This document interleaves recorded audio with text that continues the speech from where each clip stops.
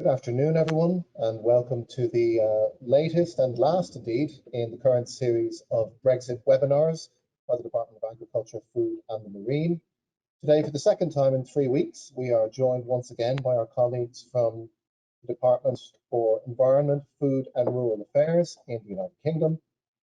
We are dealing with movement of horses between Ireland and Great Britain today, after January the 1st.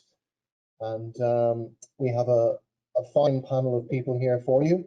We have Superintending Veterinary Inspector Catherine Lawler and Veterinary Inspector Noreen Galvin from the Department of Agriculture, Food and Marine. And we also have the Head of Equine ID and Movement from DEFRA, Simon Waterfield. So without much further ado, I will hand over to Catherine Lawler for the first of our presentations. Thank you, Tom. So this afternoon, I'd like to cover the movement of horses from Ireland to Great Britain from the 1st of January 2021. And can you all see my slides there? Yeah, all good. Just go to full screen, please. Oh, great, thank you.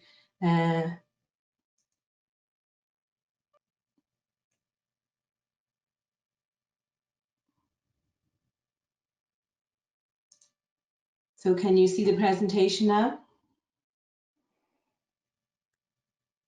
Yeah. Okay. If you went slideshow and then from first. Okay, so movement of horses from Ireland to Great Britain from the 1st of January 2021. Many of you use the land bridge from Dublin Port, the Irish ferries route, the Irish sea route, sorry, from Dublin Port to Holyhead. Many of you move your horses directly from Ireland to Great Britain using this route of Dublin Port to Holyhead. A number of equine operators throughout the year also use the route from Holyhead to Dover, which we now know and commonly term the land bridge. This land bridge route provides a route to mainland Europe via France, which we consider to be a main artery route for export of horses to mainland Europe. From the 1st of January, we will have a new trading relationship with the United Kingdom. And what does that mean for you as an operator? Those who are planning to move horses to or through Great Britain in 2021, from the 1st of January 2021, you should now be preparing for the new arrangements that will apply to export of horses to and through Great Britain. As part of those preparations, you should now check and verify the animal health requirements for movement of horses and export of horses from Ireland to Great Britain and from Great Britain onwards to mainland Europe. You should also check in advance what the transport requirements will be. You will have to meet requirements both in terms of your operations as a haulier and in terms of animal welfare, which I shall discuss shortly. You also need to engage with the Department of Revenue to clarify any customs or other controls that will apply to imports and exports to and from Great Britain and Ireland. You may also need to clarify if there are controls that will apply to drivers and attendants who are transporting the horses and driving through and to Great Britain.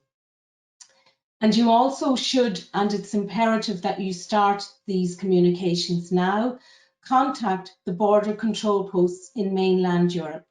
So for those of you that intend crossing the land bridge into mainland Europe, you should engage directly with those border control posts now, as the controls that will apply will vary for each border control post. So for example, we now know that Calais opening hours will be 8 AM to 6 PM. We have been advised that horses that arrive outside of those hours will have to remain in their vehicle in the car park at the lorry park at the border control post until such time as the office is operational. And some border control posts will also have an appointment system that you will need to arrange in advance when you will be presenting your horse. So, as I said, you should now engage with all these agencies and the border control posts now to prepare as best you can for the new trading arrangements in 2021. In relation to the Department of Agriculture and the transport requirements that will apply when moving horses, you will already be aware that you currently require a transporter authorisation and a vehicle approval certificate. You also require currently a certificate of competency for drivers and attendants on the vehicle. From the 1st of January 2021, the controls that we currently believe will apply will be the following.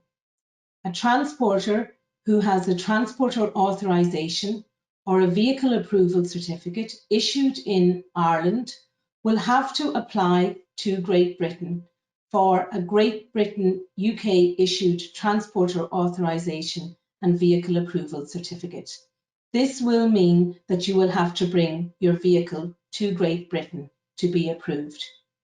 As regards the certificate of competency, that is under negotiation at the moment, and there may be new developments in that area that is yet to be agreed.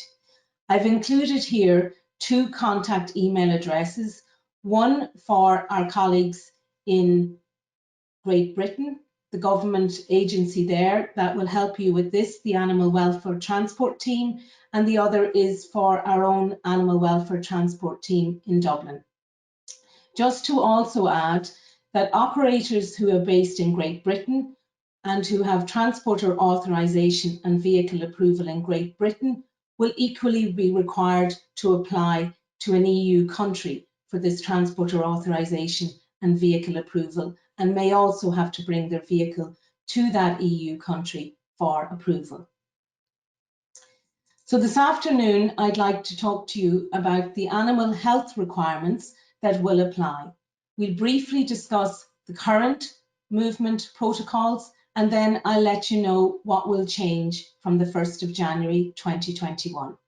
We are currently working with our colleagues to confirm the procedures that will apply, and next week you will get more information on the exact details of those procedures. This afternoon, I'm just giving you an overview of what we expect the controls to be. Currently in Ireland, we have a tripartite agreement, which is an agreement signed and effective from 2014 with both Great Britain and France. Under this agreement, we can move high health status horses from Ireland to France and from France to Ireland, accompanied by a valid equine passport. There is no testing or blood testing required, and those animals may move accompanied by a commercial document known as a DOCON. Our current movements between Ireland and Great Britain are that those horses, all horses except those for slaughter, may move between Ireland and Great Britain accompanied by a valid equine passport with no testing requirements and no requirements for certification. From the 1st of January, for the United Kingdom to continue trading with the EU, the United Kingdom must be listed by the European Commission as a third country. We expect that listing to fall into Sanitary Group A, and the presentations, both our colleagues in London and we are delivering this afternoon, is based on the UK being listed in Sanitary Group A. From the 1st of January, the current tripartite agreement will cease, which means that we will not be able to move horses between our 2 countries as we currently do. From the 1st of January, all horses except those for slaughter, all horses, including those for slaughter, will need a health certificate for movement from Ireland to Great Britain and equally from Great Britain to Ireland. So what are the steps you now need to take to export your horses from Ireland to Great Britain from the 1st of January? You must register with the Department of Agriculture, Food and the Marine. You must also register for the Trade Control and Export System. This is the EU-based system for tracking movements of animals in Europe. Many of you that already export horses to mainland Europe will already be familiar with this system as you use it to submit your information for intra-trade health certificates to mainland Europe. You will also need to register with the Traces NT system, which will be needed for movements into the border control post in Dublin. If you visit our Brexit page on our website, you will find all of the information you need in relation to the procedures you need to follow to register either as an importer of horses into Ireland or as an exporter of horses out of Ireland. What documentation will you require? You will need to engage now with your private veterinary practitioners to advise them that you will be requiring increased veterinary services in 2021 for horses moving to Great Britain. Those horses will require an export health certificate, and as part of that process, your private veterinary practitioner will issue a supplementary veterinary certificate. This means the private veterinary practitioner will need to examine the horse and issue a certificate which you then will present to the Department of Agriculture, who will issue the final export health certificate. Those of you who already use the Traces process for export and for movement of horses to mainland Europe will be familiar with the concept of a private veterinary practitioner carrying out an examination and your forwarding of a certificate to the Department of Agriculture, Food and the Marine. The certificate you will be using for private veterinary practitioners for export to Great Britain will differ slightly from the certificate you use currently for mainland Europe, and details of all of these procedures will be circulated next week. So how do you actually get that certificate?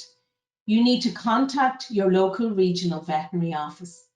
You must give a minimum notice of 5 working days. Currently, we operate a minimum working notice of 3 working days for certificates to mainland Europe, but because we expect a great increase in number of certificates that will be required, and because we want to ensure that we have staffing available and in place to support the equine industry, we would ask that you give, if possible, a minimum notice of 5 working days to allow us to have staff in place to service these requirements. You must submit to your local regional veterinary office the veterinary certificate signed by the private veterinary practitioner, and our regional veterinary offices will then be responsible for issuing the signed stamped certificate for you to move to Great Britain. In addition, you are required to, in parallel with the process for securing certification from the Department of Agriculture, you are required to give advance notice to Great Britain on their new import system, which is a replacement for Traces. So it's a UK import system, replacement system for Traces. It's important to note that you must have a UK-based agent to submit this notification. EU-based operators and operators based in Ireland will not be able to register for this import system. So you would need now to be engaging with an agent in Great Britain who will submit that advance notification on your behalf. This notification must be submitted a minimum of 24 hours before your horses arrive in Great Britain and within 30 days of arrival. I would encourage you to submit that notification as early as you can in the process, because that system will assign you a unique notification number, and this number must be included in the export health certificate from Ireland. So you will need that number when you contact your local regional veterinary office so that they can include it in the export health certificate for movement and export of horses from Ireland to Great Britain. In relation to land bridge movements, and we know from the queries we've received in recent weeks that many of you are concerned about the controls that will apply to crossing the land bridge to mainland Europe. And we are delighted to be able to announce this afternoon that our colleagues in London in the Department of Environment, Food and Rural Affairs have confirmed that an intra-trade health certificate or a DOCOM will be allowed for movement of animals across the land bridge. Those are generated on the Traces system. And the other good news is that when using a Traces issued certificate or a DOCOM to move horses across the land bridge, you will not be required to separately notify the UK import system. And we believe there will be a stopover facility in Great Britain. And I know that our colleagues in their presentation from London will also advise you on this. So just finally, we have 15 days left, and what should you do today? The department has an excellent website that advises stakeholders in the agri-food and live animal sector what they need to do next to be ready for the 1st of January. And we would encourage you to link into that website, and you will be able to find all the information that you require to manage your exports from Ireland to and through Great Britain from the 1st of January 2021. Thank you.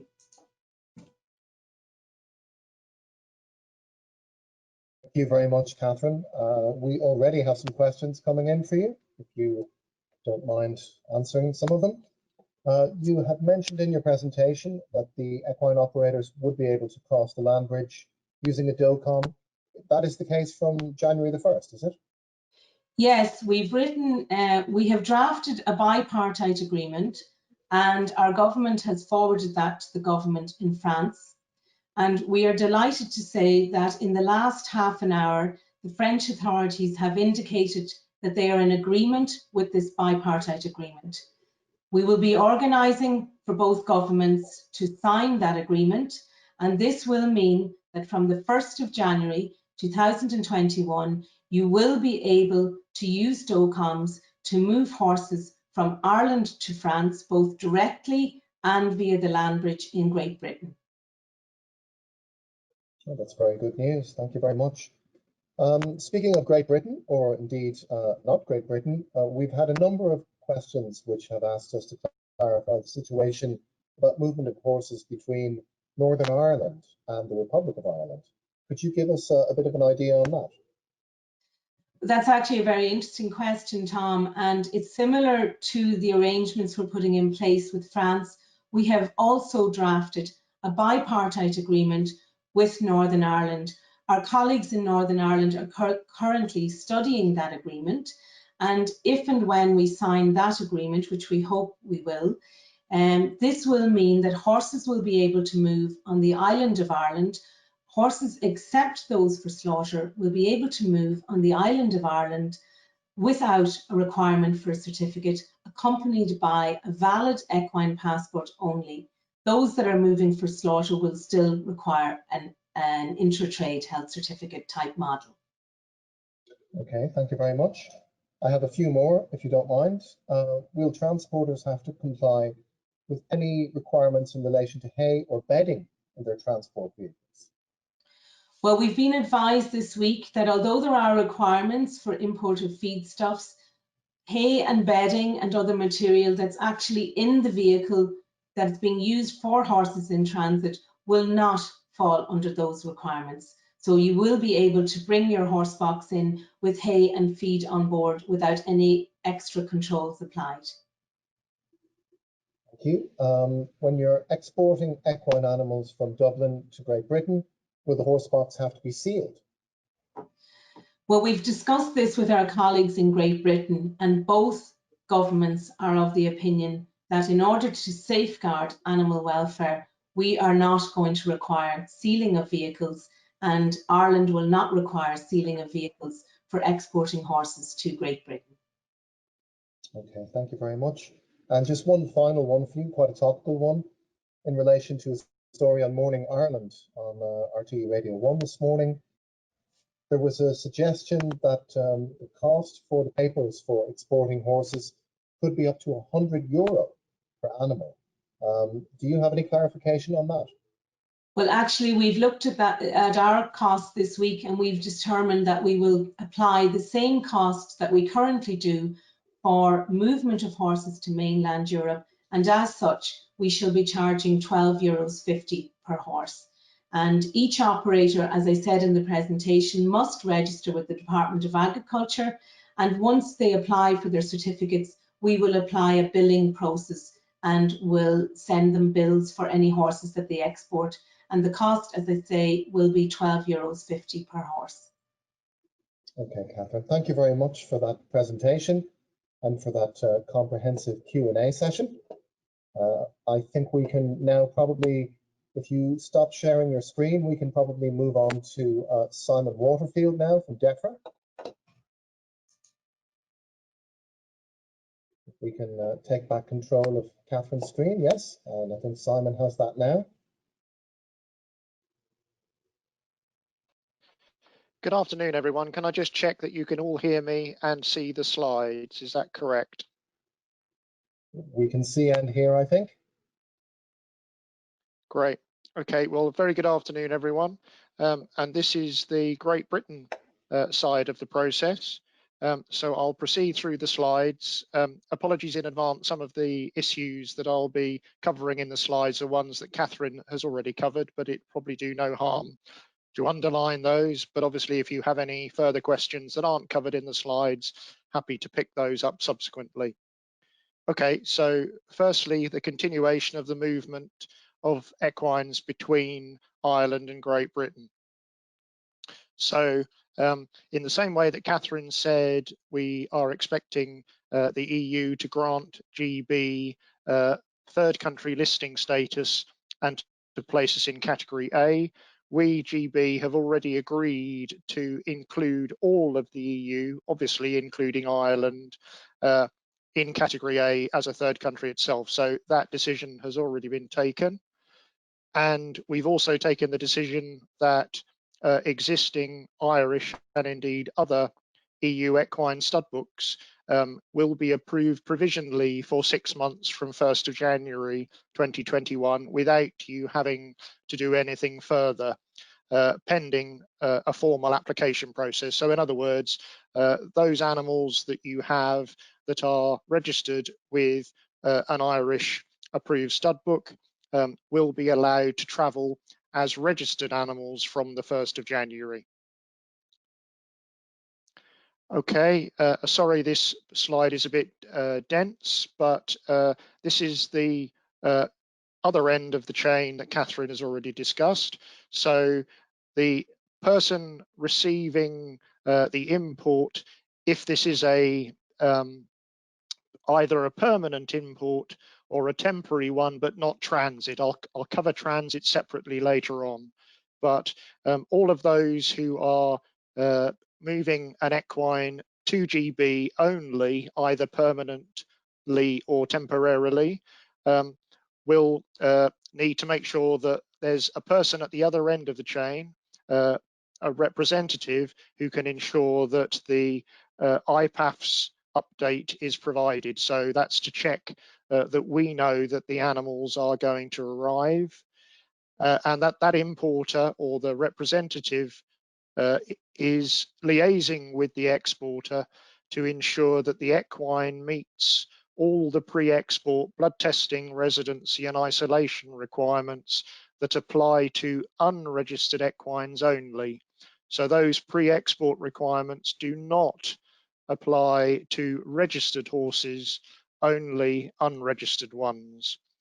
And as Catherine's already said, they need to be accompanied by an export health certificate, by the equine ID, so equine passport, and the transporter that's transporting them has all the appropriate documentation. Moving on, that documentation includes journey logs as well. From January to July, entry into GB can be through any point of entry. Documentary checks will be taken or will be undertaken, sorry, remotely. You don't need to worry about those.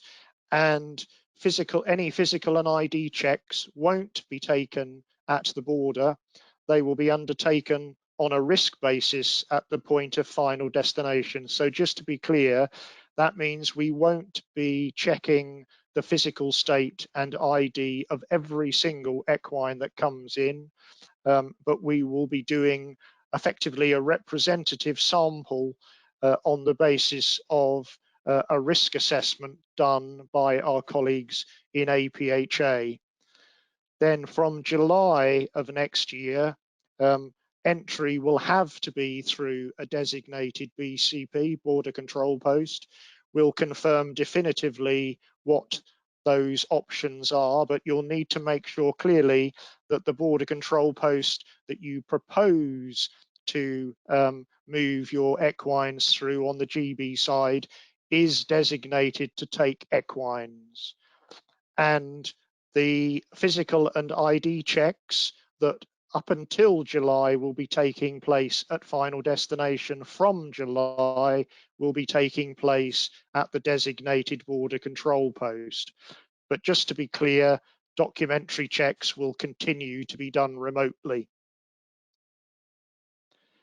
I said we were distinguishing with transits because the regime for transits is slightly different. Catherine has already covered most of this, but just as a reminder, so although Great Britain won't have access to traces in every respect, we will have access to traces to monitor movements for transit purposes only. So as Catherine has said, those animals moving on transit from Ireland to France, for example, won't require any pre-notification on IPAFs. They won't require any GB health certification.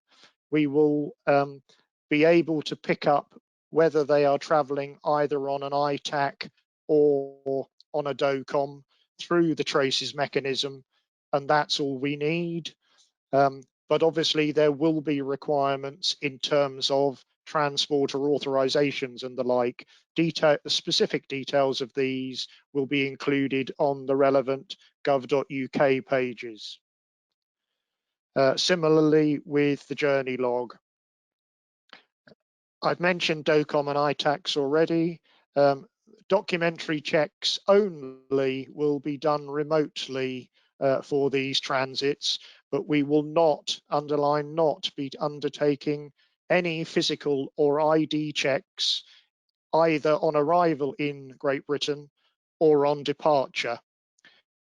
We will, though, be arranging for there to be a notification of the departure from Great Britain to ensure that our audit processes are completed.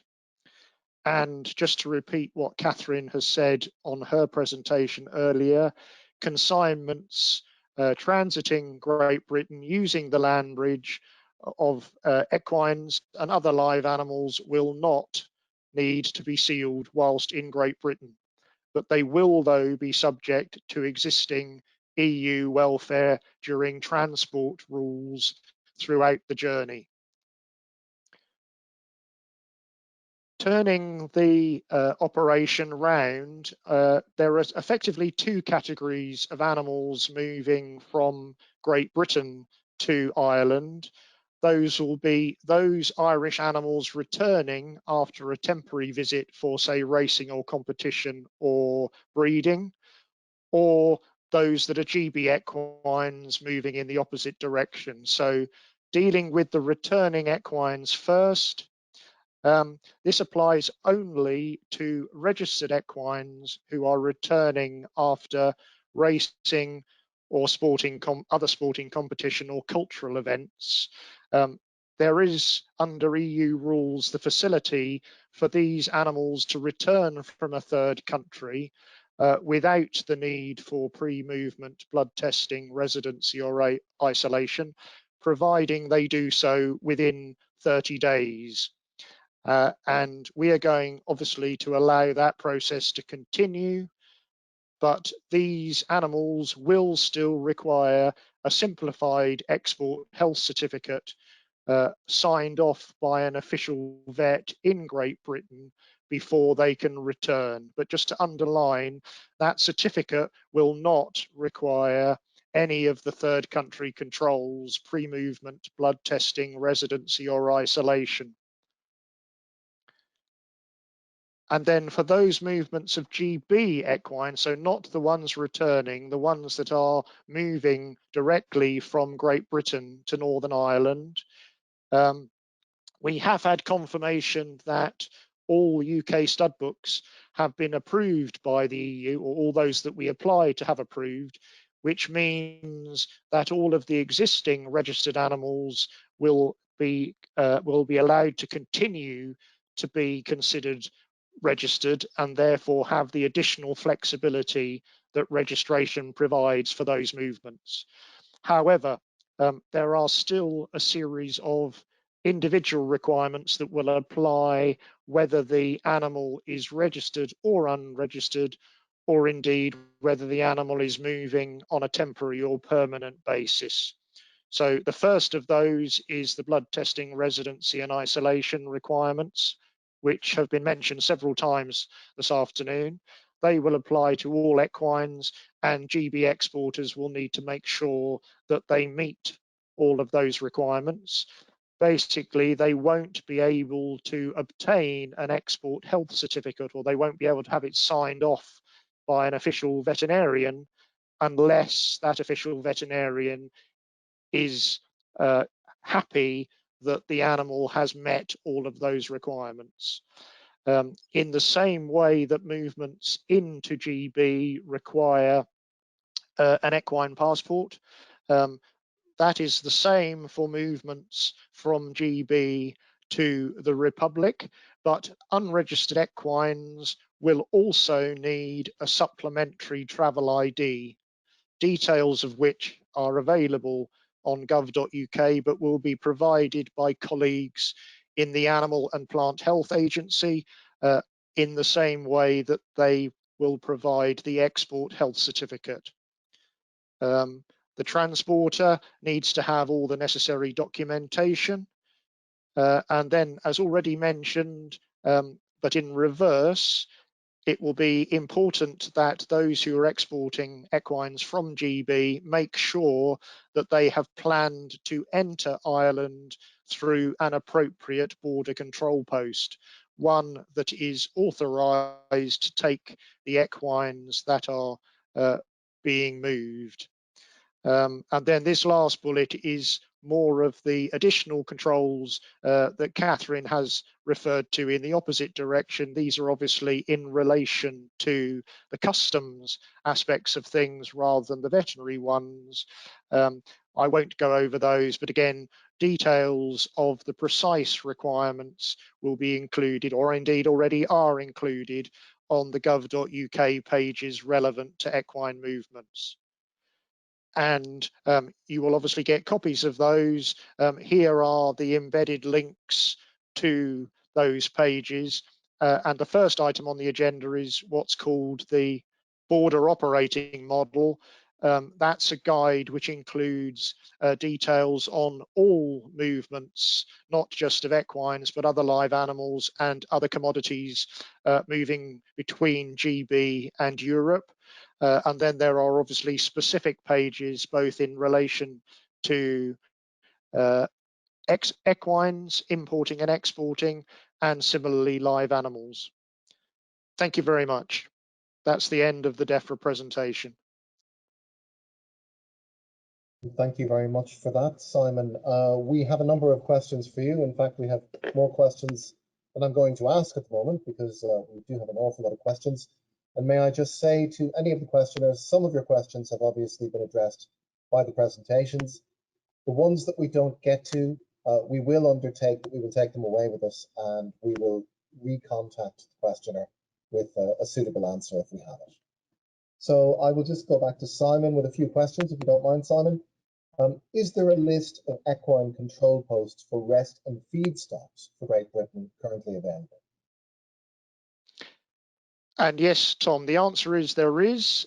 We can provide the embedded link with that. It's a list to the. It's a list that's provided on the European Commission website, and I can confirm that there is one control post sited near Cheltenham. It's the premises of a Gordon Gilders. Thank you. Okay, thank you very much. What are the transport requirements for the animal transporter, and how can the Irish transporter meet the UK requirements?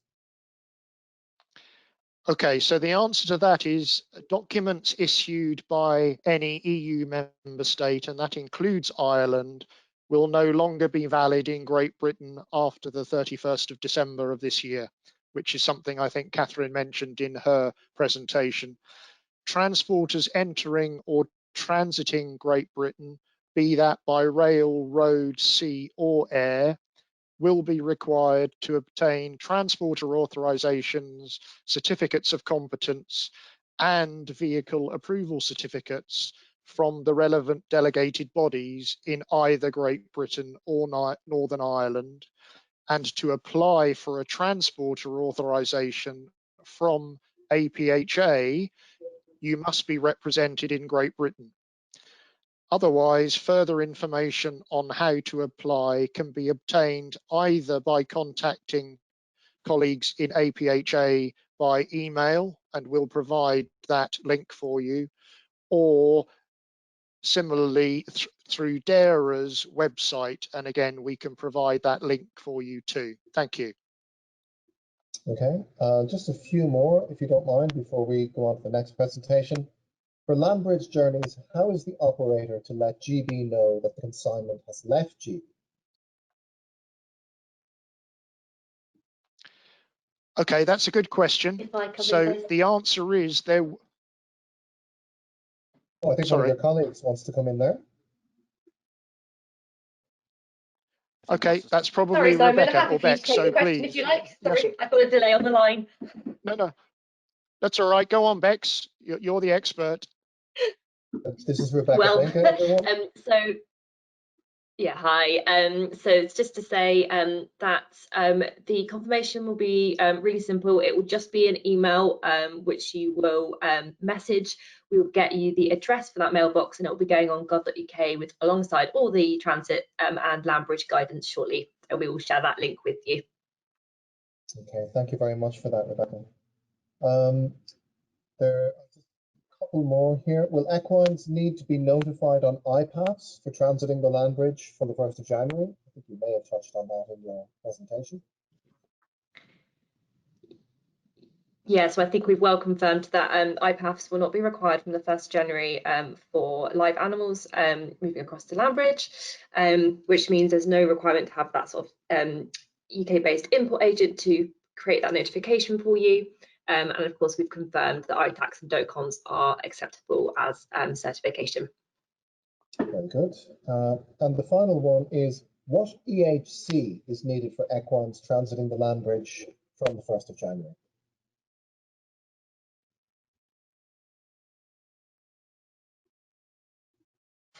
So I think that was that question. What EHC will be required? Yes. Yes, sorry. Yes. So as we've covered, the ITAC and the DOCON are acceptable as certification. GB will be not requesting any additional further health certification to move across the land bridge. Apologies for the redirect there, Rebecca. That was my lack of understanding of the terminology rather than anything else. Okay, I think we can go on to our next presentation, which is Noreen Galvin on border control posts. I think we will hand over to Noreen now. Thank you. Yeah. Okay, Tom, just confirm you can see screen and hear me, please. All good, Noreen, work away. Great, thanks, We can Brian. see that, yes, thank you. Great. Okay, so I'm going to give a practical overview of the equine import controls process as it applies to the movement of horses from GB into Ireland, so into the border control posts in Ireland. So as we all know, Under EU regulations, all equines that are imported into the EU from third countries require import control checks at the border control post, referred to as a BCP, of entry into the EU. So from the 1st of January, these controls will apply to imports from Great Britain. And actually, I suppose we should clarify that from 11 p.m. on the 31st of December, these controls will apply to imports from Great Britain. These checks are mandatory and aim to ensure welfare standards and reduce the risk to animal health, equine health, from the import of equines from third countries to the EU. So what exactly is the import controls process, and how do we apply it to the movement of equines from third countries into the EU? The first phase of that process is a documentary check.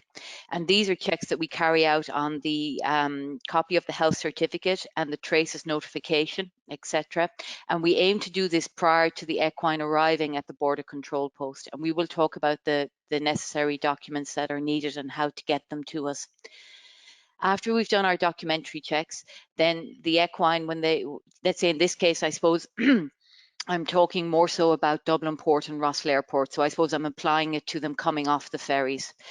So when they come off the ferry, customs will essentially route them, and they'll be routed to the live animal BIP, and we'll talk about that shortly. So there they'll be subject to identity checks, physical checks, welfare checks. And it's important to say that these requirements for the import controls are in addition to any customs requirements that you have to fulfill also. I'm not mentioning those in this talk. So how do you prepare? Well, as mentioned and touched on by Simon, you need to consult with your official veterinarian in Great Britain. And in GB, these are private veterinary practitioners who have OV status. So most equine practices in GB have a designated OV in them for this purpose, for export health certification. You need to engage with them well in advance so that they can help guide you to meet the certification requirements for the serology, the residency and isolation requirements for the type of equine and the type of movement. And I was very happy to hear Simon say that the stud books have been recognised. So hopefully the majority of the movements will now be registered Equidae movements, and that simplifies life a little bit for everybody. You need to also make sure that you have the correct ID, your passport and microchip.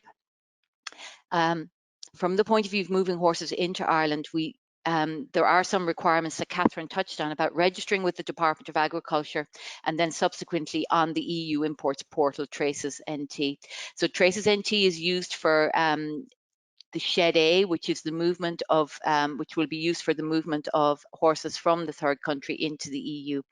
And the most important person from our point of view is the operator responsible for the consignment. And that could be yourself, the importer, or could be an agent or a shipping agent that is working on your behalf. And the term operator responsible for the consignment is a term that's used by Traces for the person who generates the common health entry document, the shed for that animal.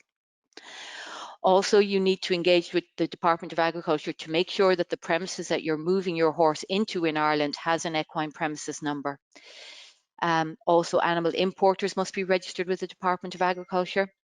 And also they, as have been touched on by our previous speakers, about the transport requirements for moving horses. So who is the operator responsible for the consignment? So as we mentioned, it can be the EU importer or an EU-based agent acting on their behalf. So for the movement of horses, it's usually a shipping agent, bloodstock agent, etc. Again, it's important that they register with the Department of Agriculture, Food and the Marine, and then subsequently they will be put up as registered for responsible for the load on the Traces platform. Now, we can look at Traces, and I know that certainly the thoroughbred industry in this country is very well represented on Traces. Their registrations are up and very good. The other industries perhaps not as well represented, so there may be some registering that has to be done as soon as possible. So what is the role of the operator responsible for the consignment? They have a very important role in the movement of animals or goods between third countries and into the EU. They are essentially our contact, the contact with the border control post. They're essentially the person who gives us the document, who creates the shed, notifies the border control post that the horse is going to be presented to the border control post. So they need to have access to all the necessary paperwork from the British exporter or via the EU importer, and most importantly, that is a copy of the health certificate. They need to pre-notify the border control post 24 hours in advance of entry by generating a Shed A for each consignment. Now, this is where it gets a little bit tricky because of the time frame for certification for horses. So for registered horses, it can be done the day before the last working day. Your OV can certify it the day before loading or the last working day before loading. For unregistered equidae, it must be the day of loading.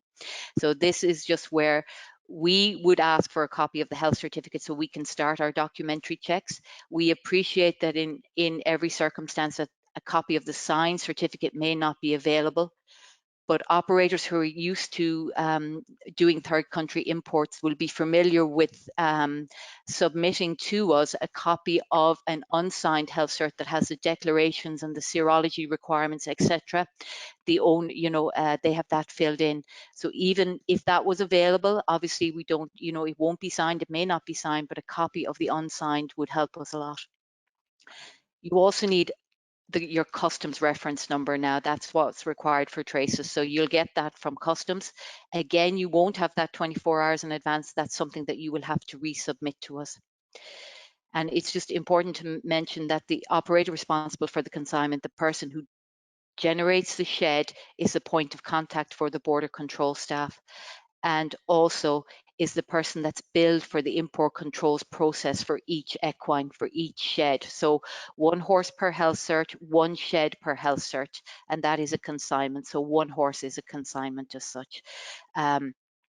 The fee for the import controls process is based on the EU OCR, and it's €55 per equine, and that is, as we say, to be billed to the operator responsible for the consignment on the movement into Dublin, Rosslare, Shannon Airport, Dublin Airport. So how do we do our documentary check? We carry it out on the documents that are submitted in advance of the horse arriving at the border control post, and we are cross-referencing the information on the Shed A, on the health certificate, so whether it's the fully signed version, and I suppose it's important just to reiterate that the original signed version of the health certificate must travel with the horse. Okay.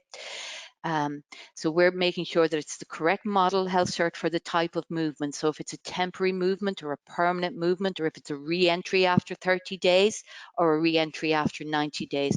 And as Simon alluded to, they differ in their serological requirements, in their residency and isolation requirements, with the re-entry ones being much less arduous in that there is no serological requirements. We're also checking that the correct details are filled out and that the attestations at the back are correct for the sanitary grouping, which we're assuming will be A. We're checking the serological dates, that they're within 21 days for EVA for the males, or within 30 or 90 days for EIA, depending on which movement it is, whether it's temporary or permanent. And also attached to the health certificates are owner agent declarations that must be filled out by the owner agent, and their declarations about the residency and isolation status and disease status of that equine. And just documentary check, it can't be fully completed until we see the original health certificate at the time of inspection at the border control post. So the live animal border control post in Dublin Port is in Yard 2, and Yard 2 is this one here, just to the left, coming off the Irish Ferry Stena terminals. So it's in here. This is an old picture, and it has had a lot of work done with it since, but just in relation to the ferry terminal. So you will be routed directly in here from the ferry. So just to say that we are registered for, we are designated for registered and unregistered horses in the live animal BCP. And once on arrival in the live animal border control post, each horse will be subject to an identity, a physical and a welfare check. So the identity check will be looking at the original health certificate, cross-referencing it with the passport and the microchip, and obviously the shed and the copy of the health certificate that we will have received, and also the supplementary ID where applicable, and that is only applicable to unregistered equidae that are travelling from GB into the EU. And as Simon mentioned, the supplementary ID is issued again by APHA, and the OV who's doing your health certificate will fill out the supplementary ID at the same time. We also do physical and welfare checks on the horses, so we ensure that they are fit to continue their journey. Our physical exam is to ensure that they don't have any clinical evidence of the diseases that we are interested in. EIA and EVA are the ones that are associated with sanitary grouping A. And also in the unregistered equidae, they are subject to serological testing. And I suppose it's important to mention that at this point we have facilities. We have 22, 25 boxes here. They're obviously not bedded down. They've just been built. It's an old photo. If we can access the horses on the horse box to carry out the ID and the physical check, we will not be unloading them. If for any reason we cannot access the horses, or we have queries about identity, health status, or indeed welfare status, we will unload them, but we will aim not to. So if everything is in order and we can access the horses up under their heads, we aim to not unload the horses. So once we've done the documentary check, once we've done the identity, the physical, the welfare checks, and we deem that they are all compliant, then we validate the common health entry document for each equine on that load on traces. There's a slight difference depending on whether you're coming in on a temporary entry or a permanent import. If it's a permanent import, we will keep the original health certificate at the border control post. If it's a temporary import, we will return the original certificate to the driver, and they will deliver that certificate with the horse to the premises that is recorded on the shed for that horse to reside during the temporary entry period. We also, when we're doing the shed for the temporary entries, they are essentially monitored, or they are monitored in that they are put under the care of the regional veterinary office in the area of the place of destination of that horse, and they are essentially need to be checked out. You'll see it when your agents are filling in the shed, part one of the shed. They will be asked for kind of a checkout date and what border control post they will be checking out from. So there's just a little bit more work in the temporary imports. When we validated our sheds, customs can feed into our systems, and they know that we have released them. And then once customs are happy with that, the load is free to leave the border control post and enter the EU. So the load of equines can go. When we validate the shed, so we are hoping to go paperless. We're going to be using, we're aiming to use electronic a sign off on the shed. So the shed will be available for the importer or the operator responsible for the consignment to download the validated shed rather than giving them the paper copy, which current operators will be used to if they have used the import facilities in Shannon or Dublin airports. So what steps do you need to do now to make sure that your horse can move into the EU from GB? Or I suppose specifically into ROI from GB. Engage with your official veterinarian in GB ahead of time. Factor in the timeframes required for serology, residency, isolation requirements for the certification. Assign who the operator responsible for the consignment is to pre-notify us 24 hours in advance of the horse being presented, and also how they're going to, with regards to document submission. At this point, I would say that DAFM have an import controls portal, which we would be using for document submission. If you're registered as responsible for the load on Traces NT, which several of the equine industry RFLs are, they will automatically receive a log on for this portal, and these are going in the post this week and early next week. I suppose if for some reason you don't get set up on this, then we'll accept the copy of your health cert through Traces, which you will have been used to doing already. Ensure that the original horse, the health certificate and the passport travel with your horse to the border control post. So there are just some links. Sorry, there are just some links for information on the gov.ie /agriculture/Brexit has a lot of information on trading in animals and animal products that would be interested to you. You also need to, if you need information on registering for Traces NT or registering as an animal importer, please, you'll also find this information on the website. So that's it from me. Thank you. Thank you, Noreen. It's not entirely it from you, though, because I do have one question for you. We did get a number of questions for you, but you actually dealt with most of them in the course of your presentation. Should transporters travelling from Great Britain expect delays on arrival at the border control posts in Dublin? We have not put a limit on what we will accept. We've not put a limit on the amount of horses. The delays will be, we will aim to process them as quickly as possible by not having to unload them. If everything is correct, we would hope to process a load pretty quickly. The paperwork is the most strenuous, the most arduous of it. I think you have to expect delays. I think you have to expect that you are going to maybe be parked up for a while in the live animal BCP. If it's a particularly busy sailing, operators will be familiar with the busy periods for sales, races, breeding season, everything like that. The morning shipments we know are busy. So yeah, I'd like to say there won't be, but realistically there will be around these peak demand periods, but we will do our best to try and process you as quickly as possible.